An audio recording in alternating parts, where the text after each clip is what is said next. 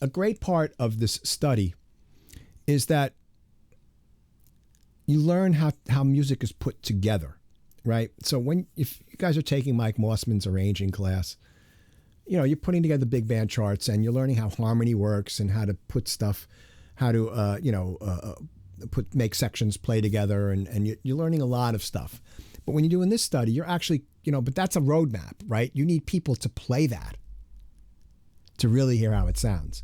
When you're doing this study, especially once you start learning how to record live instruments, you're creating the story. You're creating the trip. It's not a roadmap. It is the thing. And so it becomes very interesting for you to learn how to put tracks together. And so one thing I want to show on this next track is a technique I use.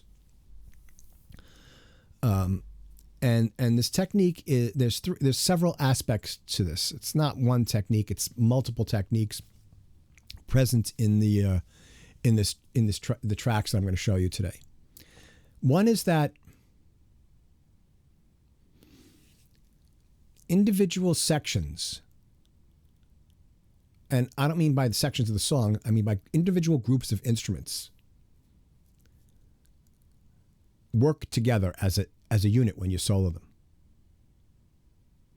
Different groups of instruments are complementary to each other. They work together. They don't fight each other. And the last one is that you can have a lot of instruments playing, but not all the time. I had this, Robert Schumann, if you look at the way he orchestrates, everything is doubled all the time. He was a great piano composer and a great composer of lieder, art song, but he wasn't a great orchestrator. Neither was Chopin. Chopin was one of the great piano composers, but these guys weren't orchestrators. Ravel was an orchestrator.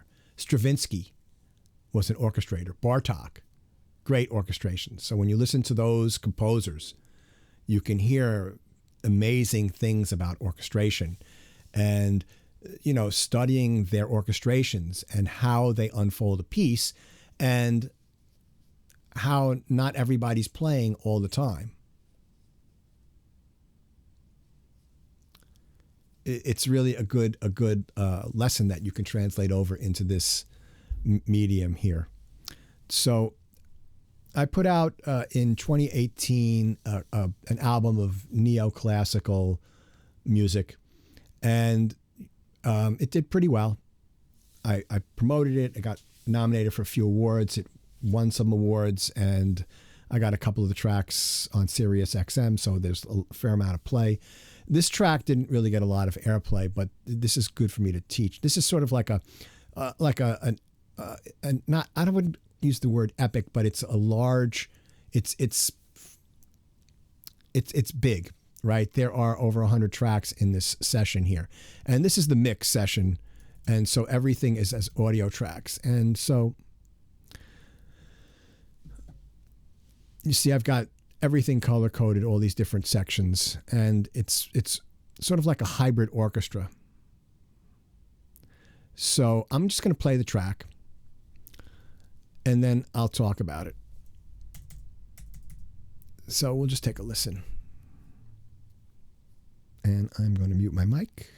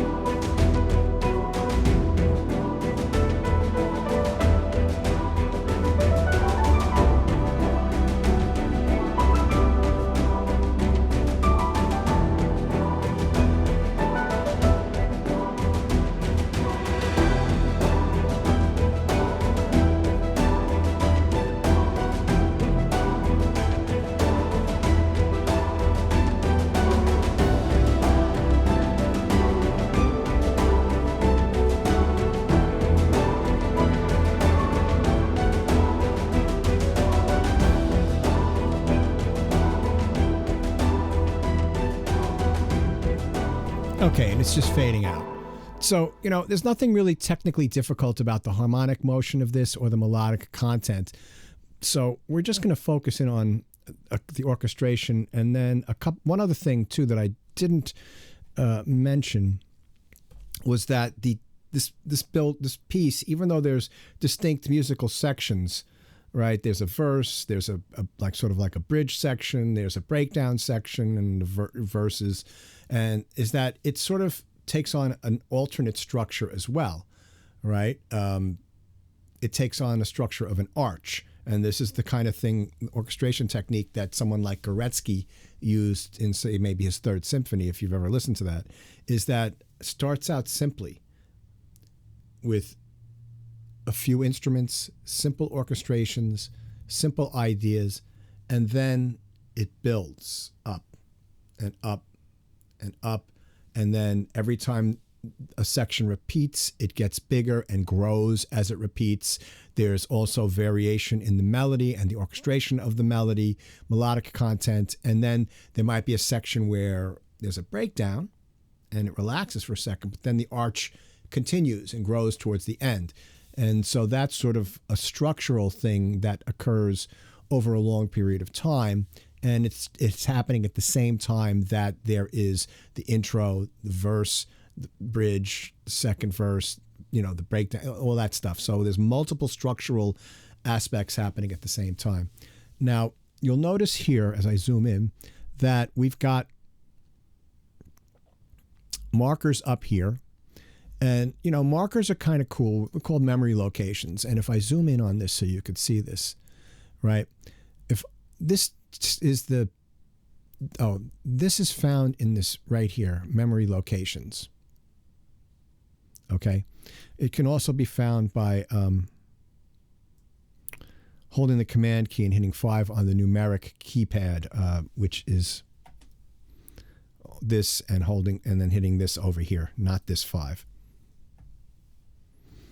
So, so we can navigate through the session. So let me get this down here and zoom in, right? So now the intro is at measure 1. And if, let's say I wanted to go to the A section the 4th time through, the way to do that is decimal point, 8 decimal point, and boom, we're there, right? If I wanted to go to melody 1, decimal point, 4 decimal point, and we're there. Alternatively, you can just click on the names here and you can easily navigate through the session. So we've gone through this before, but there's another, there are other ways to look at this. You can create what are called screen sets. So if we look here, I've got pulsing synths, rhythmic mallets. These are all the different instrumental sections of this piece, the instrumental groups. So I typically keep this open on another, like over out of my way. And so, for example, if I wanted to just see the purple tracks, if I click on 12 here, I get this view, which I set up in advance. And so I'll show you how to do this I'll show you how to do this today before we leave. So what's great about this is that it makes it easy for me to go over this. So these are sort of like pulsing synths and electric piano. So if I start this from over here, right? So that's a Fender Rhodes that I do some effects to. And maybe what I'll do is, let me just show the master as well and turn the master up, because some of these are going to be very soft. So let me just turn this up for right now. Right, so I've got that going through a nice delay, which gives you kind of like a very soft pulse. I don't know if you can hear that.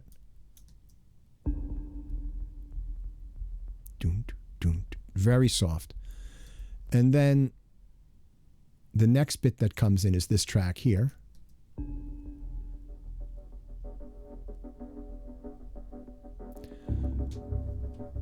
And then that low note was the Fender Rhodes. Right, so if I mute this.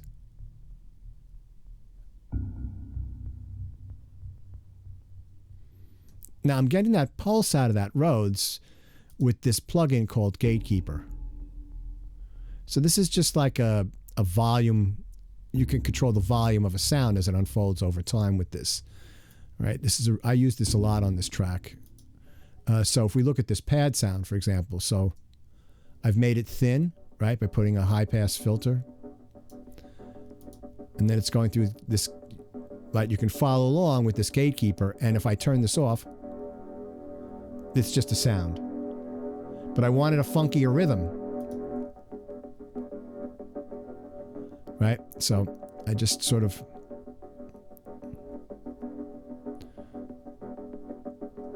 And that's makes it kind of funky. And then the center, I just turned down the sound in the middle and left the sides up. Just spread it out so that it doesn't get in the way of some of the other sounds. Right? And then over here, I got this sound here, which is that same sound as this, but it's a higher chord. And it blends in nicely there. But it gives me more control over the volume of it rather than playing it all on one track. And then I've got this other pulsing bit, this berimbau. It's a Brazilian stringed instrument.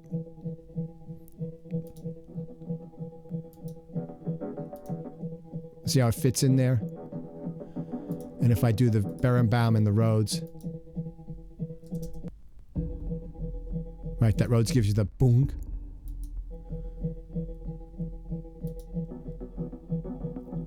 So I'm just soloing this track, and this track. And they all fit together beautifully.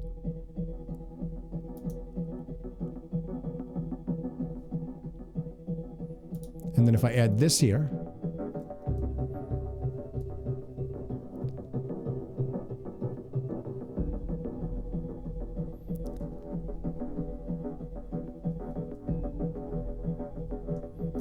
okay, so now moving over to this next section here.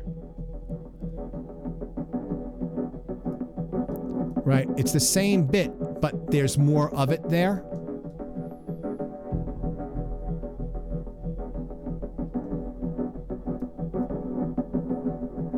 Just the rhythms get more intense because there's a little bit more volume on these sounds. And not only that, this particular one is also a little bit brighter.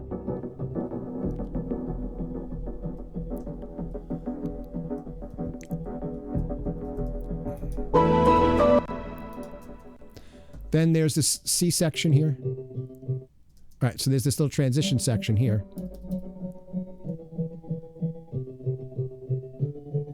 Right. And you'll hear how all this works together because I'll start adding these instruments together. And this is this little spacious section coming in where I just let the track breathe for a minute. And you can hear what, like, the electric piano is doing some really cool stuff with percussion on it.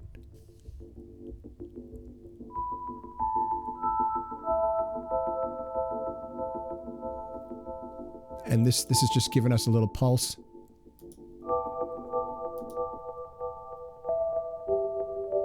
Right. Really spacious. And then this is where everything gets big towards the end, and we'll take a listen to a little bit of this.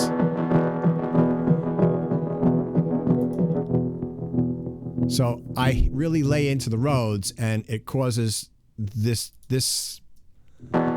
distortion effect to kick in. It's like almost like fuzz guitars. And then that's with the berimbau.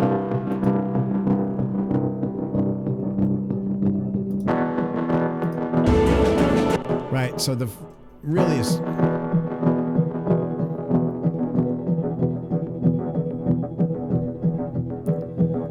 much more intense now.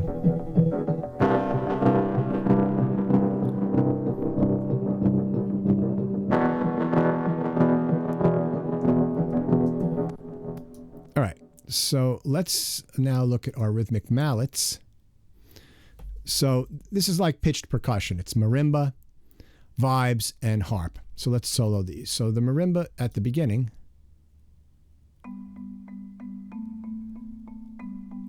And that just sort of fits in very softly. And actually, let me add these guys so we can... So if I solo this berimbau here, see how they work together? And that becomes like an aggregate sound when you add those two parts together. I call it an aggregate sound, and then you add the Rhodes playing the low notes. Right? If I mute the mallets,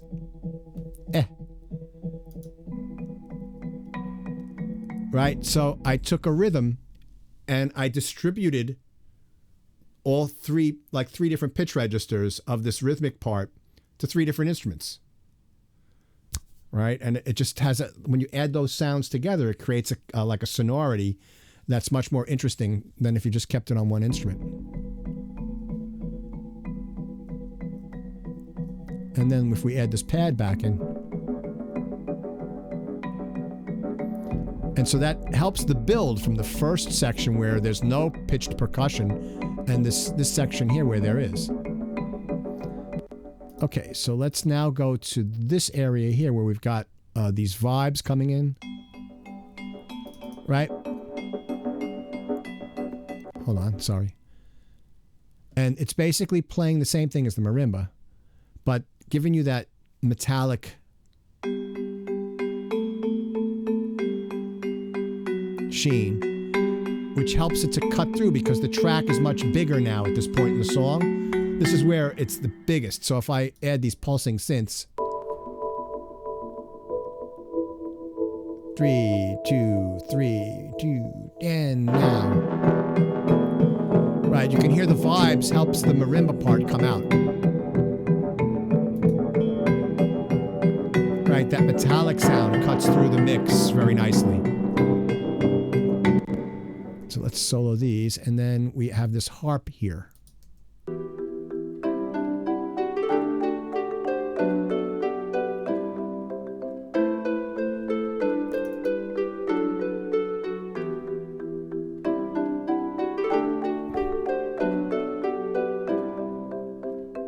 So that just adds sort of like, you know, a fake Baroque element to that section there. And then at the end, though, see how that harp fits in very nicely if I turn off the marimba?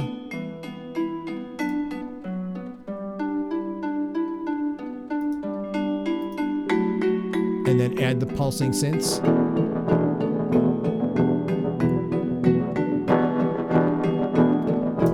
So all that stuff works together. Now, if we add in our sound effects bells and we go back to the beginning of the piece starts out really simply, and I've got this this tubular bell I transposed down an octave. So I recorded it as audio. Every sound here is either I created it by messing around with samples or my own samples, or it's orchestral libraries that I played. So I played every note on this piece. My Fender Rhodes is playing on this, my one back here. So, yeah. So that's this track here. That's a tubular bell that I transposed down an octave. And then I changed the envelope on it so it faded in a little bit more instead of just being, you know, it's almost like somebody's using a volume pedal to swell it in. And then this sound here is a sound that I created.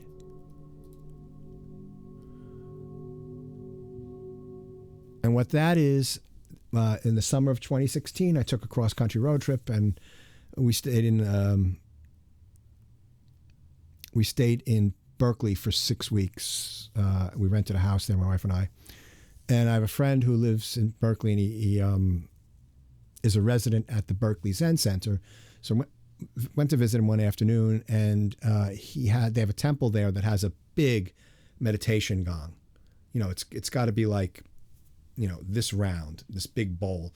And, you know, he had the mallets, and, you know, so I brought my phone, and I have a nice microphone for the phone, and I just sat there, and for about 20 minutes he played it all different ways, and I captured the sound. I've captured maybe about 10 or 15 sounds that were useful, and then I got this in the computer, and I pitched it down, and I did all sorts of other sound design elements to it. And I have it as a contact instrument now that I can use whenever I want. And that's another part of this, is learning how to create your own sounds that you can employ in your compositions with found sounds and creating your own sample libraries. So if we listen to the very beginning with everything in it, you can hear how this adds like a really, hold on, really haunting opening. And then there are these other instruments that come in and build in, and we'll get to those in a second. Yeah, so that's that. And then there's cymbals and gongs, and then there's high percussion. Let's see what those are. Okay, so that would be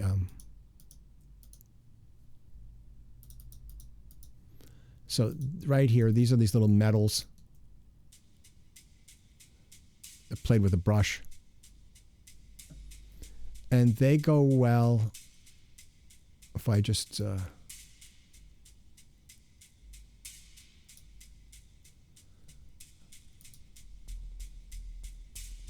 add the Rhodes in and the marimba. Again, like all three sounds together are much more interesting than any one sound in isolation.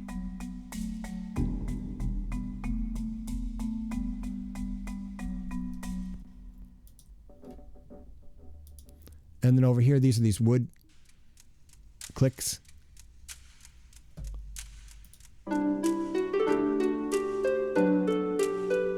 Just gives like a groove to this descending figure in the harp.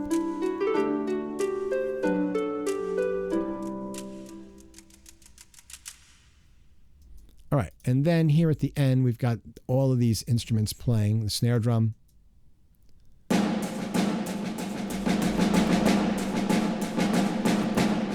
So that's the snare drum. It's playing a march, and then there's a darabuka just doing some accents. 3, 4. Right, so it's coming in on 4. 1, 2, 3, 4. 1, 2, 3, 4. So it's just accenting on the backbeat. So if we add that with the snare, 2. So you can't really hear it that loud, but if I add these buckets in, you'll be able to hear how they fit together. Right.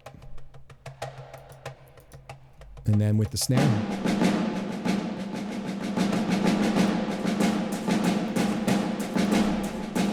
And the metals come in there. So if I solo, this is all soloed. And then if I solo these and these, we can hear the bed, the rhythmic bed of this. And you can hear every instrument because of how it's orchestrated, which helped the mix, you know.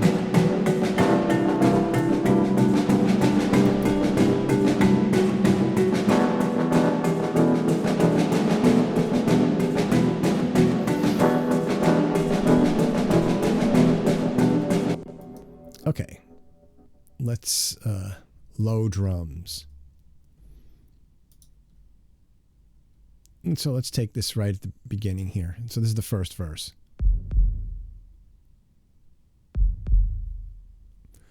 So we've got this right here, which is sort of like a rumble. And this is an orchestral bass drum right here, played very softly. Add the low percussion. Just as a rom rom. And then that gets doubled with this drum from boom. Right? And there you got it.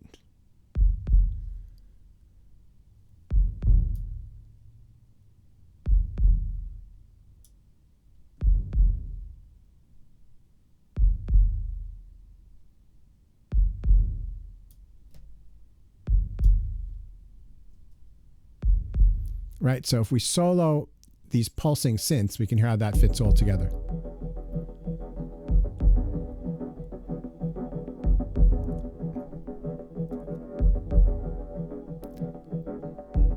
So some of these sounds that I've added to that orchestral bass drum help it to punch through. They add an element to the sound that wasn't there before. So for example, you know, this that boom, boom, the tick. And this here, just a little rough edge to the sound. So it's a heartbeat with a tiny little bit of a grind to it, you know? It just helps it cut through. And then if we go further ahead, right, this sound becomes much more dominant. And that works well with...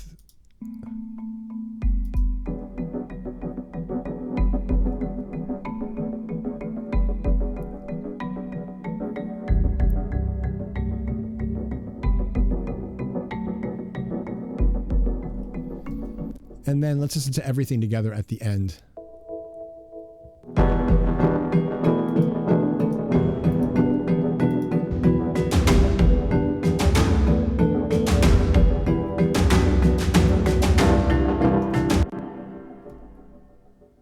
Let me just...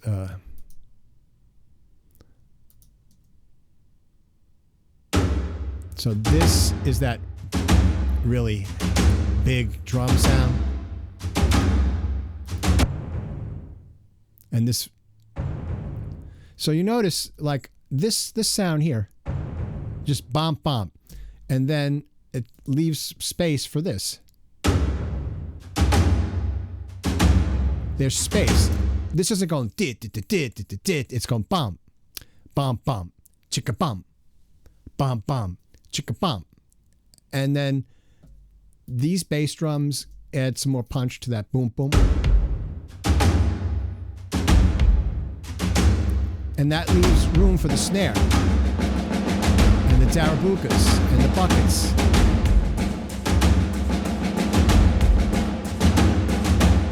So when you're programming epic drums like this, the low-pitched drums are doing accents like that. And the higher-pitched things can give you the 16th or 18th, 8th note pulse. That's the way, that's how that works, you know?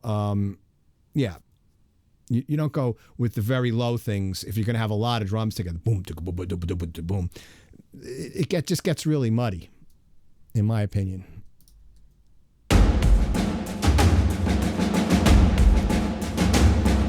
And so let's hear how everything that we've listened to so far all fits in with that. High percussion.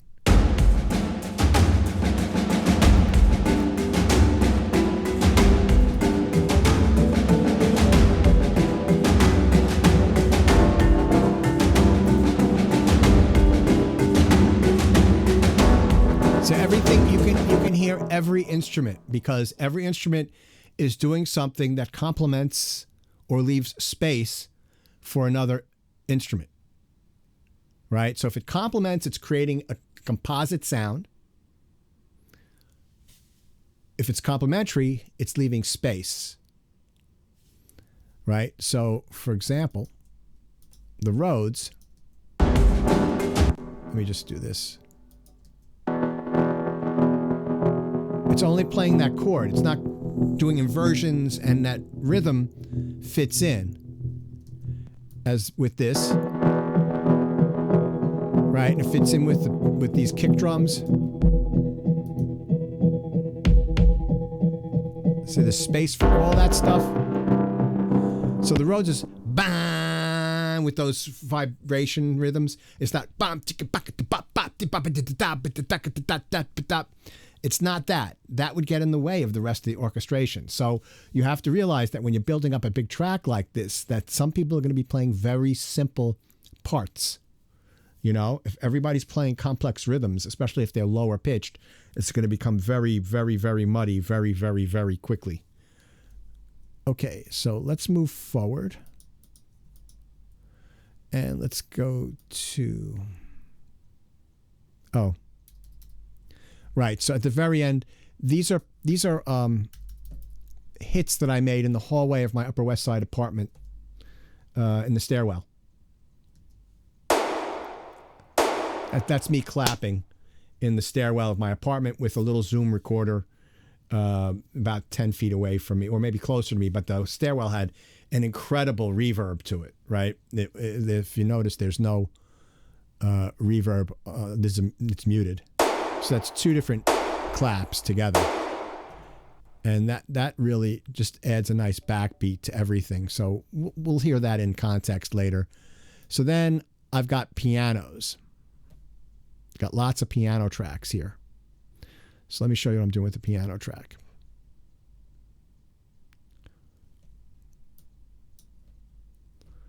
Okay, so we're starting out here with this piano playing the melody. So that piano has a very muted sound to it, right?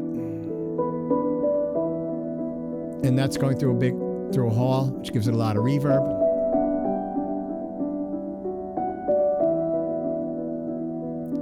I forget what piano that was exactly, which library it was. So then that piano comes back in here,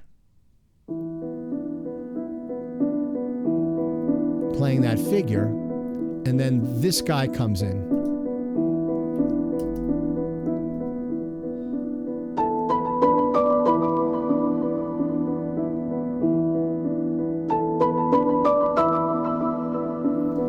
So I've got a bunch of things going on here. There's definitely delay in there that I baked into the sound, that I recorded it with that echo. But I've also got this panning.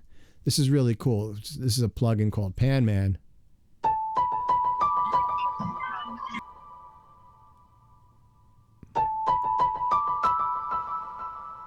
And it goes from left to right, and it's really cool.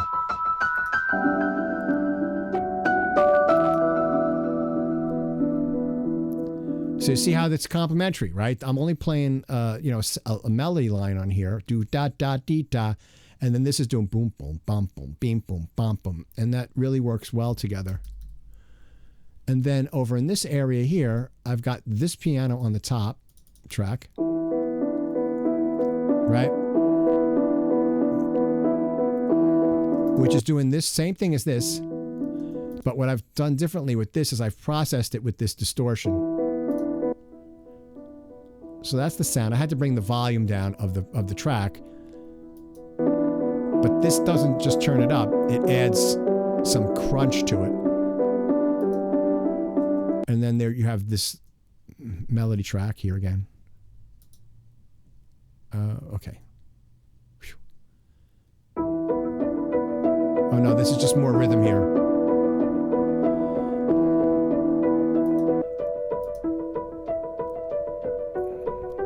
So what's cool about this, right, is that this fits in really well with the harp.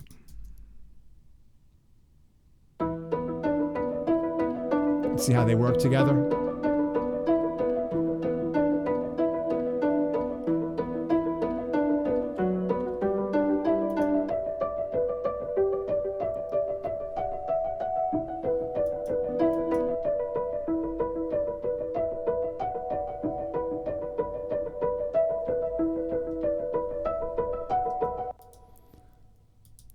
Brian's piano. I forget what this is. Did I play some guy named Brian's piano? I forget.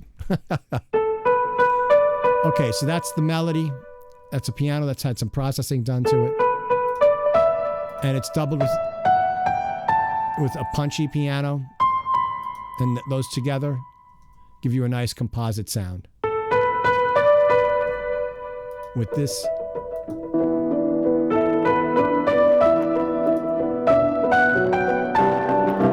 See how that fits in with the Rhodes, mallets, all those pulsing synths.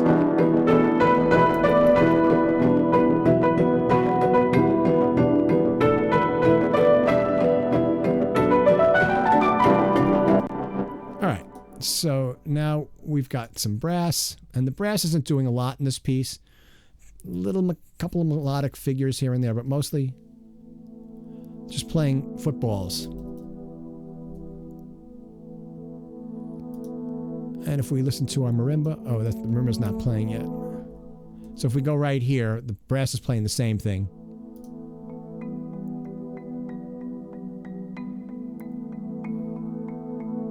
So I've got that da da in the marimba, it's giving you the rhythm, but the brass is not going bop, bop, bop, bop, bop, bop. It's just holding it out, right? And just so when you listen to the two of those together,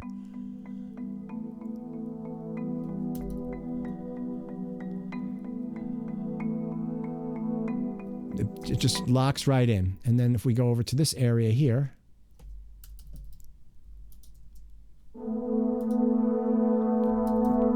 right, the same kind of idea as earlier, but louder, but also brighter, a higher dynamic playing.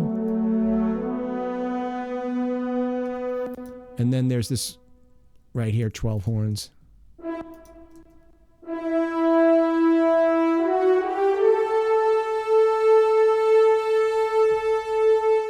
And then with the low brass.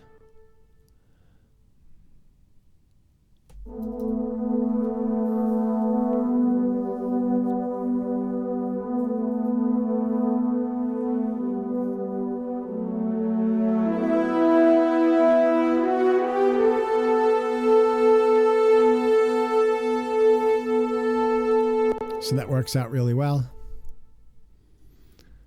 Okay, and then let's go to choir. This is more interesting here. So I programmed all these words in. They're just nonsense syllables.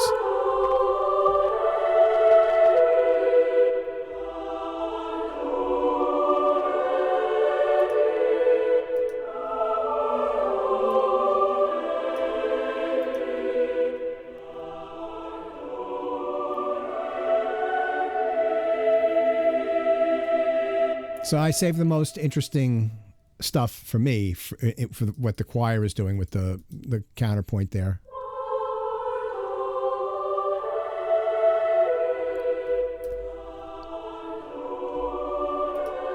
And then here we got the same thing. And then if I got the harp in there, you can hear how that works with the harp.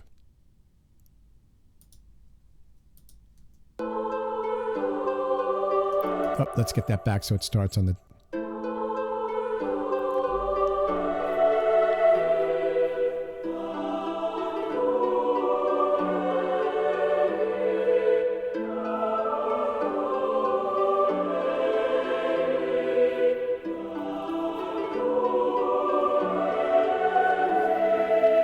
Yeah, the choir, Adrian, is from 8DO. It's in one of their, I forget which one it is. It's one of their choirs. It might be like Insoldius. I forget.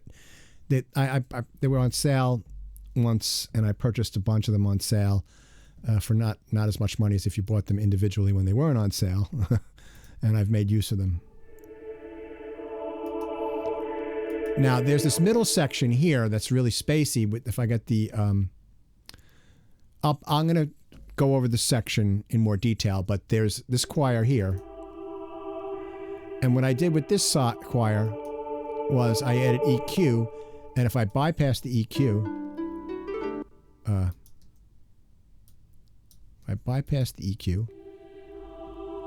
full fidelity. But with the EQ, I've taken out all the low end and all the high end, and it sounds like it's being played through a cheap transistor radio or a old telephone. And then just this regular choir at the end.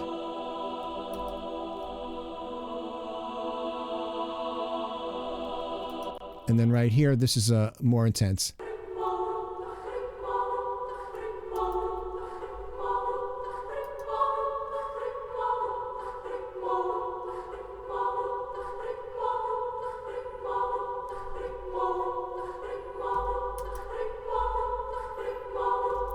Yeah, that's a crazy sound. If we listen to that with the pulsing keyboards.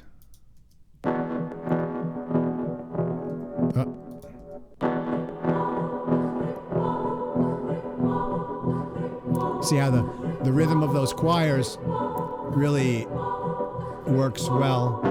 8DO, Adrian.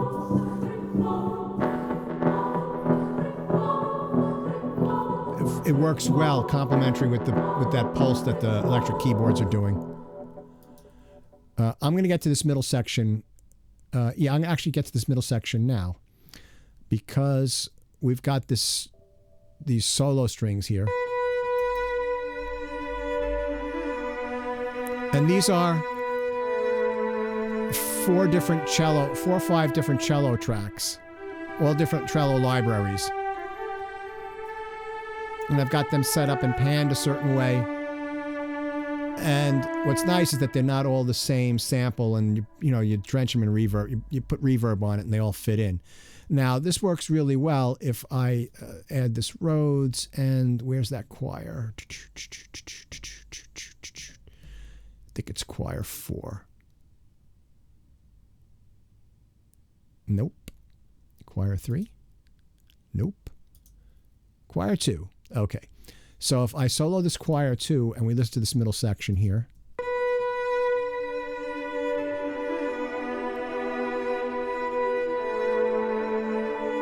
Right? The choir adds sort of like a really spacey kind of a character to it. And then when we add, it's this Rhodes here.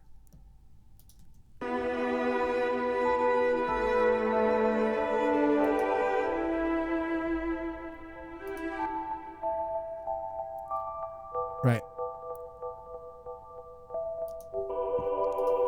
It's like the end. You ever hear the song by The Doors called Riders on the Storm? There's like this really spacey Fender Rhodes at the very end.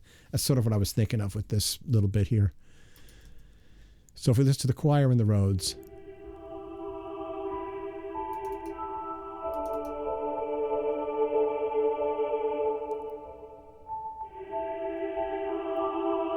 And then add our cellos in.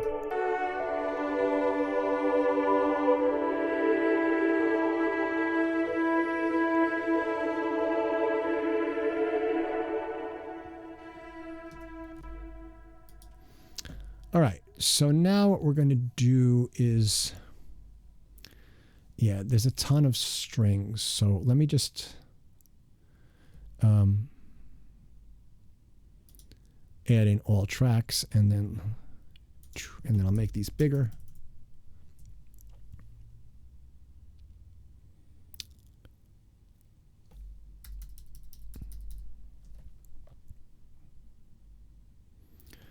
All right, so at the very beginning, I've got these spiccato scrubs with cellos. Right, and that works really well with this Rhodes. And the sound effects bells.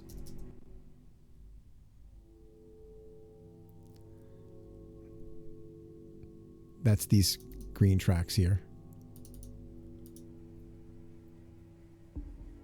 See how it's just coming in? Build up the intensity.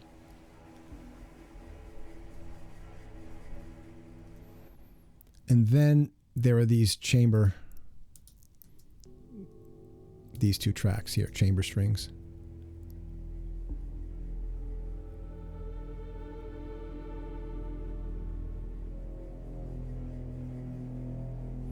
You know, if you want to score music for picture, learning how to make evocative, time-suspended pieces of music like this, sections, is it's very key. Actually, it's something I teach in the film scoring class. We go over it. So that's how all that works. Together, and then we've got these strings here, just very simple, plain, right? And they work well with the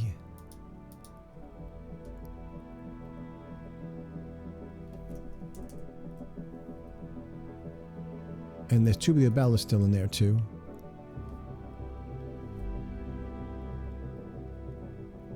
And there's a little these drums, these orange drums, the heartbeat. And then we've got this, just this pad on the brass, just to fill it out a little bit. If I go here, you'll hear it a little louder. And that's accompanying this little piano melody, right?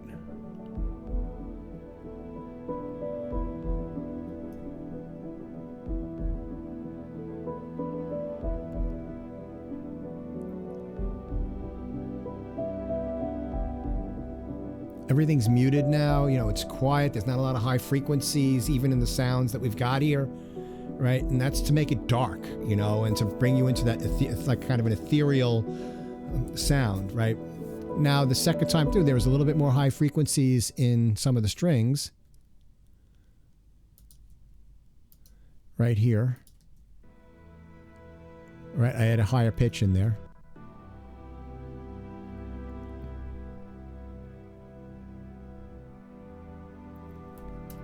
One, two, three, four. Right, so I add that high pitched in there. And then as that moves along, we've got these. One other thing we have is these octave pulse right here.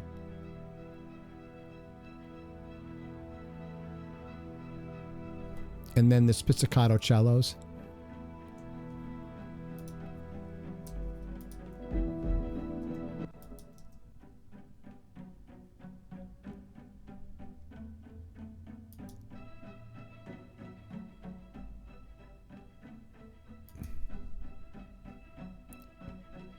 So we add the Rhodes to that, right? And the berimbau. See how it all fits together, right? These sounds combined are much more interesting than on their own.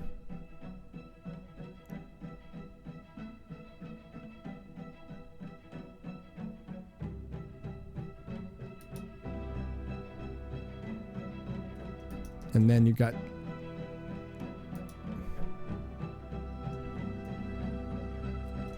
so right here, when we get to this section here, I had just a little bit of tremolo strings. Right? And that fits in beautifully with these flautando strings.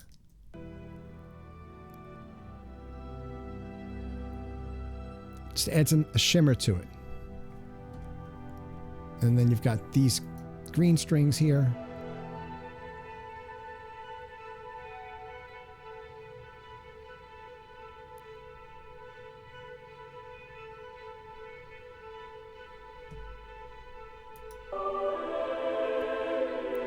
Right, that works with the choir in this section here.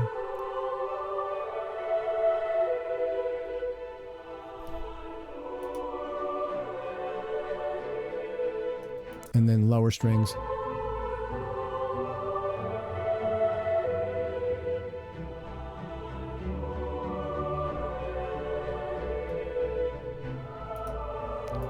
And then these will come in towards the end. Strings in fifths.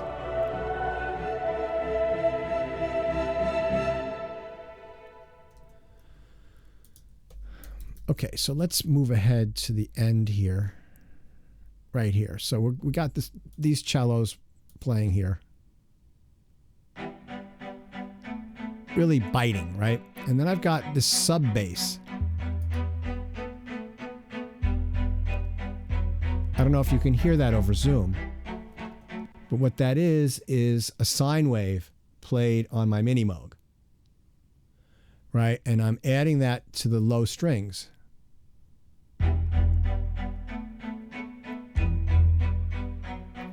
Right? So that you got these strings, and I'm just adding this sub octave, an octave lower, quietly, not too big. Right? And what that does is that if I unsolo, this is the end, the last section. If I mute that, like the bottom seems to drop out of it.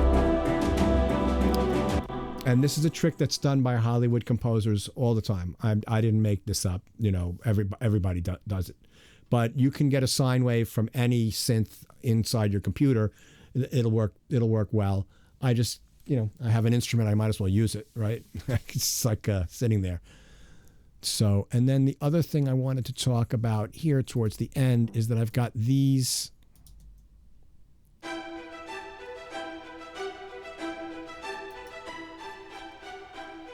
So this is one library, and that was okay. But this is a smaller section. It's brighter.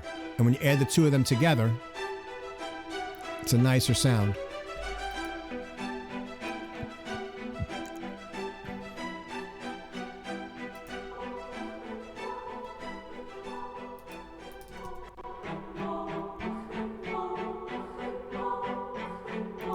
So here we go.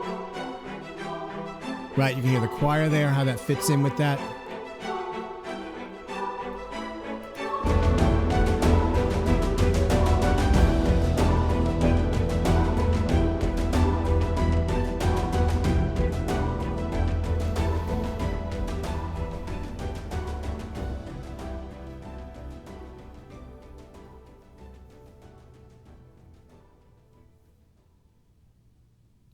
All right. So that's a breakdown. You know, we've spent almost an hour breaking down that track and having me show you a lot of orchestration techniques that I employ when I'm writing this kind of music. And this works with my film music. And to be honest with you, even if I'm writing a jazzier piece, I still employ these techniques. The orchestration is orchestration no matter what kind of music you're doing. I mean, you can listen to Alice Cooper and you could hear how two guitars, bass, and drums all fit together like a string quartet almost. You know, it's on some of his albums. I mean, it doesn't sound like a string quartet, but I've read interviews with the producer where he said, "Well, I've had some classical training, and I thought that would be a great way to approach this and be out of the way of Alice's vocals and all this stuff." And I'm like, "Really?" Yeah. But anyway, orchestration is orchestration. Yeah. So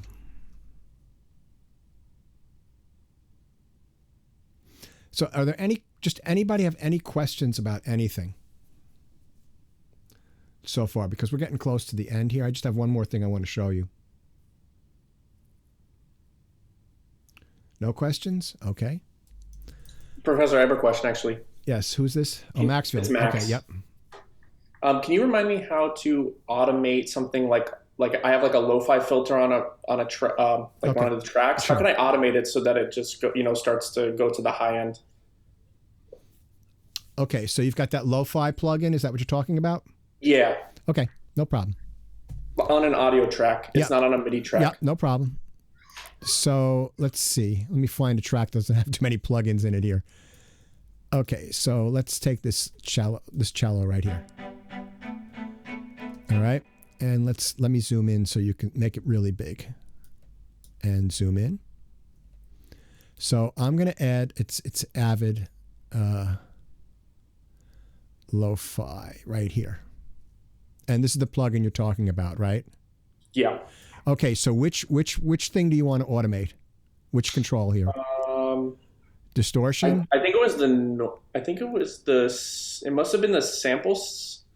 It looks a little bit different from what I was doing, I feel like, but it was whatever it makes it to give it that like kind of lo-fi sound. Okay, maybe I think it's probably sample rate. Okay. That I was doing. Okay. So if you go up here to auto, right? You click on that sample rate. You're going to add this. So this is plugin automation. Okay, so these are what's available for that plugin to automate.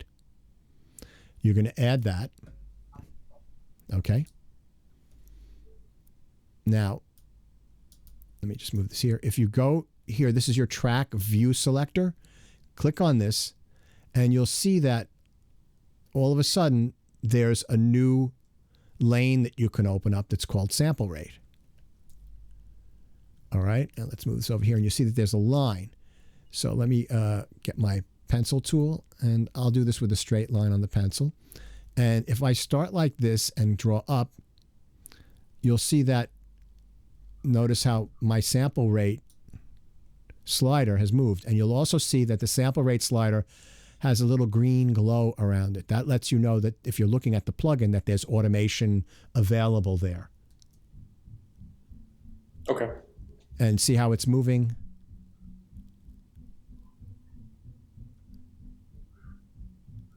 And you can see the sample. So let's just go ahead a little further because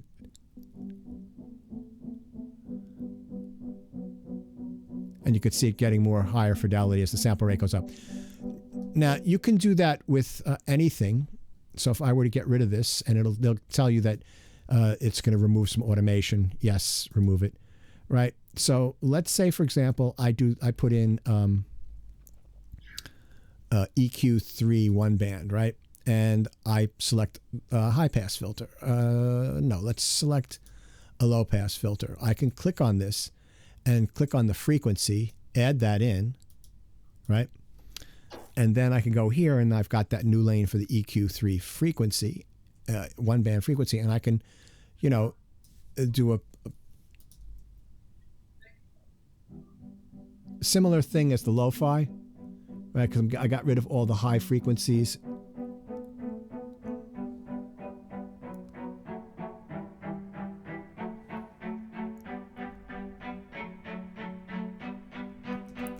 Right? So that's cool. And then you could do even stuff like this where, let's say I put in the EQ3 7 band, right? This has a high pass filter and a low pass filter. I could turn them both on and I can make the Q really sharp, right? And I can go here and high pass frequency, I can add that, and then I have to go down here, low pass frequency, and I can add that, right? And then let me click on this so that stay open. And then I've got now two of these, right? So I can do something like this. Okay, hold on. All right, I can do something like this. And then I can go to the other one, the low pass frequency, and I can do something like this. And then I'll play this and you'll watch that both of these, oops, excuse me, will start moving towards each other.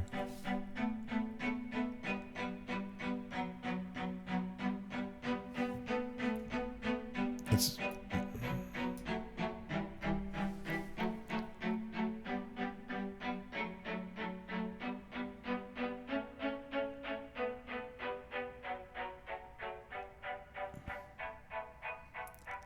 and now you've, you know,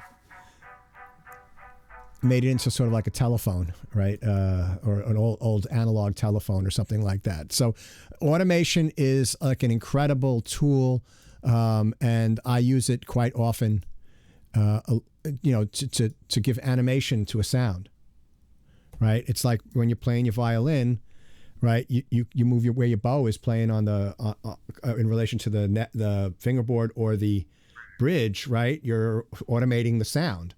So if you start here by the bridge and by the end of the note, you're up by the fingerboard, it's going to go from raspy to beautiful, right? It's the same. Automation is the same thing as that, you know? Thank you. Yeah, no problem. Okay. So let me just show you guys one more thing. So I'm going to hide everything. So let me just show you this, right? So right here, you can click on this and you can hide all tracks and then they're all gone, right? So now I'm just going to pick the purple tracks and the master track. And then I'm going to make these really big so I could see them. And I'm going to, I'm going to fit them all in the screen. Just like that. Well, maybe I'll zoom in a little bit more. There we go. Okay. So if I hit enter, this will be, I'll call this pulsing keys. And there's going to be what we're going to do is there's going to be no reference time properties. We don't care where it is in terms of the bars and beats of the piece, but general properties. We've zoomed in, right? We've got these tracks bigger. We want to set that track visibility and track heights. Let's see, what is this window configuration? Well, nothing.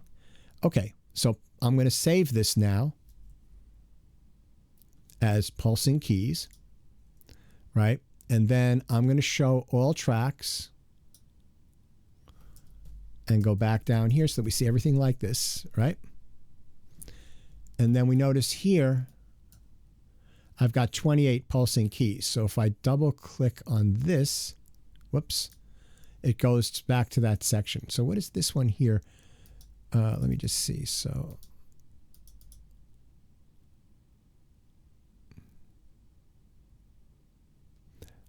Oh, I've got the zoom settings. Right. Okay. So if I get rid of the zoom settings, that's gone. Okay. So this gets me, right? I've just set up a screen. So when you've got a large session, you could set up a bunch of these and navigate back and forth so you can work on the individual instrument groups and see them bigger instead of having to, like, you know, constantly be doing this and stuff. It's just, there's just so much, there's so much in this program, and there's so much in so many DAWs that can aid your workflow, especially once you start getting in big sessions. Imagine you're mixing a film and you've got, I don't know, 300 tracks, you know, and you've got 15 tracks of music, and you've got 10 tracks of dialogue and hundreds of tracks of sound effects and Foley and also natural sound and all this other stuff. And not everything is playing all at once, but you group everything into smaller bundles of sounds. And then if you just want to work on those sounds, you can just do like a screen set like that and navigate there. You can do, Logic has something like that as well, I believe. I'm certain it does, as does Cubase, or any of the big DAWs should have something very similar to that. That's definitely not Pro Tools specific. How would you say it takes to mix? Well, Adrian, it depends on who the mixer is. If you're just starting out, it could take you years, right? But if it's an experienced person, I don't really know how long it would take to mix an entire film. I know that our guy generally takes about a week to mix the 1 hour documentaries we put together, 5 days, you know, because he like there's two days where he's not mixing at all. He's just organizing and setting up.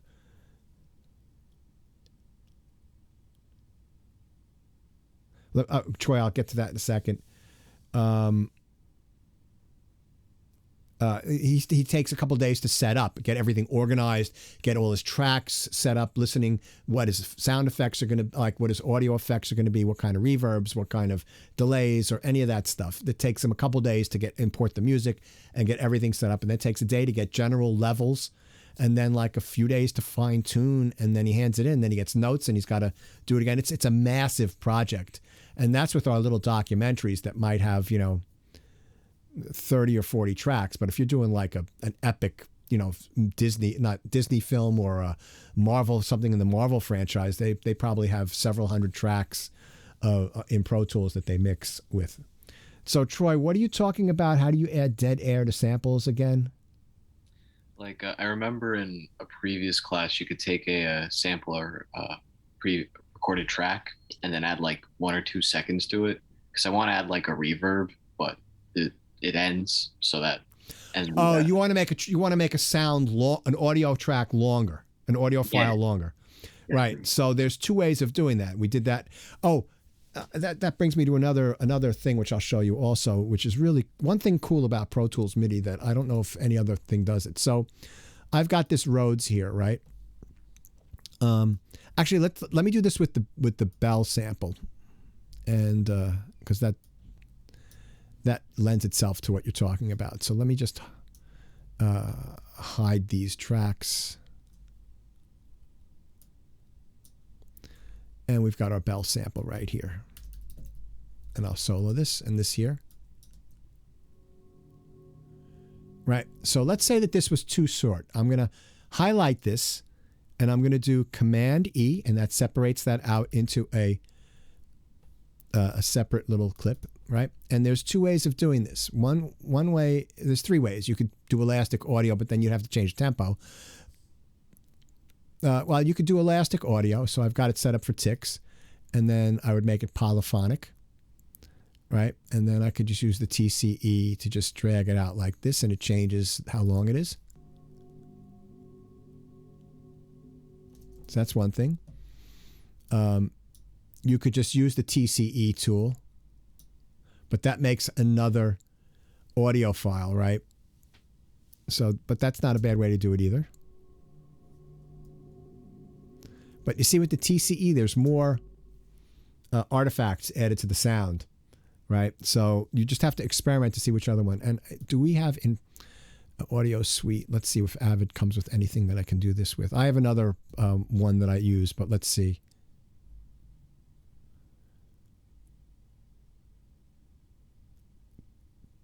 Time compression. Oh, this is the same. Yeah, you could do this right here. Right, this has to be selected.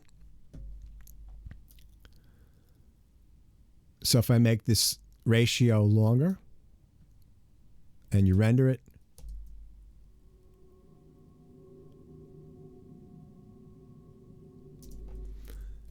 that's okay. You could use that also. So those are the three methods with which you can do that. You know, it's funny because you could do the same thing with a MIDI track, right?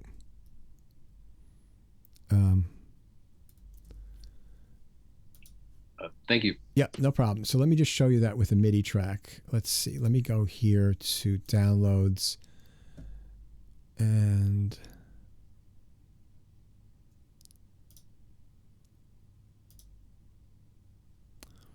let's go to this. This is somebody's track from Recording Studio Fundamentals. Okay, so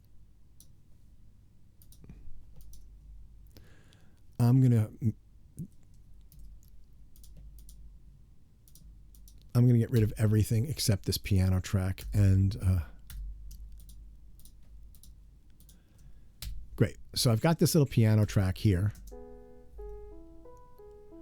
Hold on a second. It's very soft, so let me make this a little.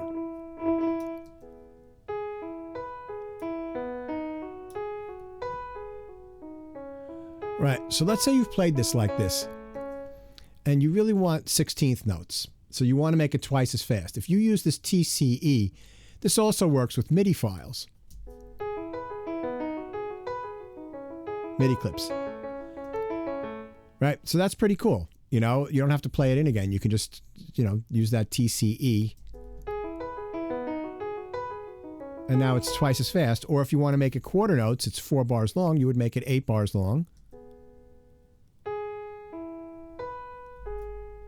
Right? So that's just another little trick that I forgot to teach you guys this semester, but it's the TCE also works in on MIDI clips.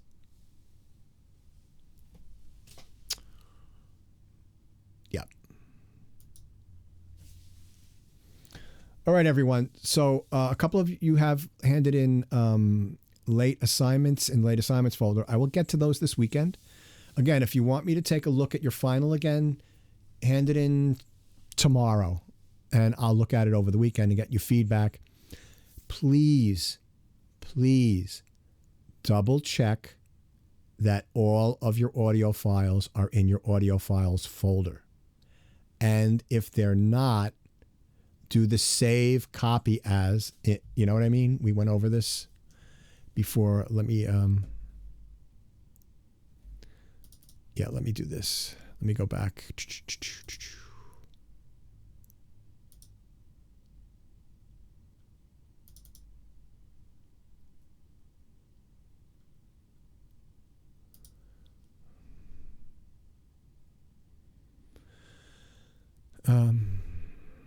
Okay, let me just open this up.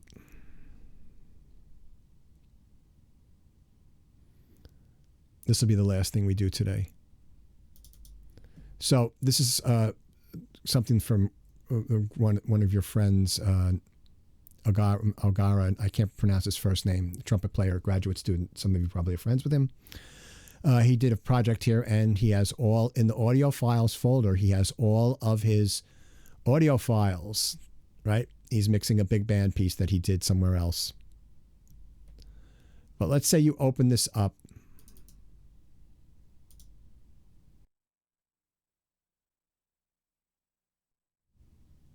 Right?